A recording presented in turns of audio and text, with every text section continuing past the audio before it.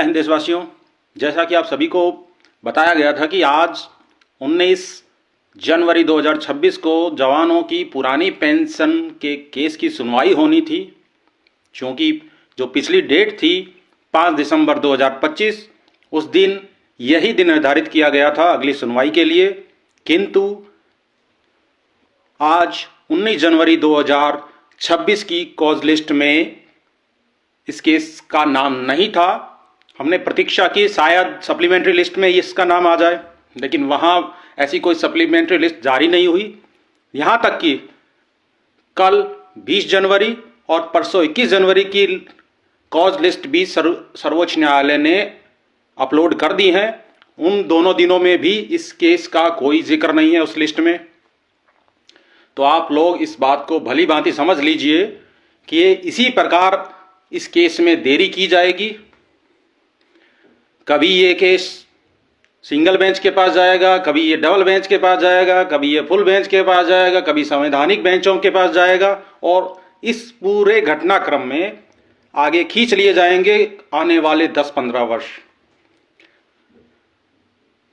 क्योंकि दस्तावेज स्पष्ट रूप से कहते हैं कि ये एनपीएस देश के सीएपीएफ पर लागू नहीं हो सकती। उन गजट नोटिफिकेशनों के अतिरिक्त मैंने आरटीआई के थ्रू डीओपीटी से पूछा था, उनके पास ऐसा कोई आदेश नहीं है जिसके तहत ये एनपीएस बीएसएफ पे लागू की गई है। मैंने उससे थोड़ी और छंटनी करते हुए एमएचए से भी पूछ लिया वही सवाल कि बताएं कि किस आदेश के तहत बीएसएफ को एक सिविलियन विभाग घोषित किया गया है।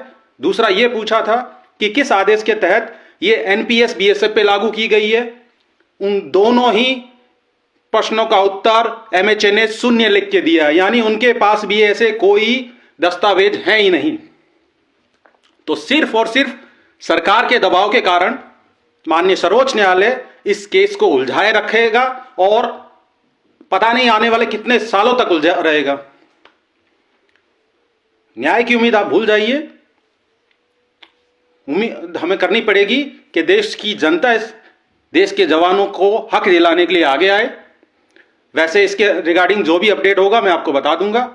फिलहाल यही अपडेट है कि ना 19, 20 और 21 तीनों ही दिनों की कॉज लिस्ट में जो जारी की गई है सर्वोच्च न्यायालय द्वारा, उसमें जवानों की पुरानी पेंशन से संबंधित केस का कोई जिक्र नहीं है।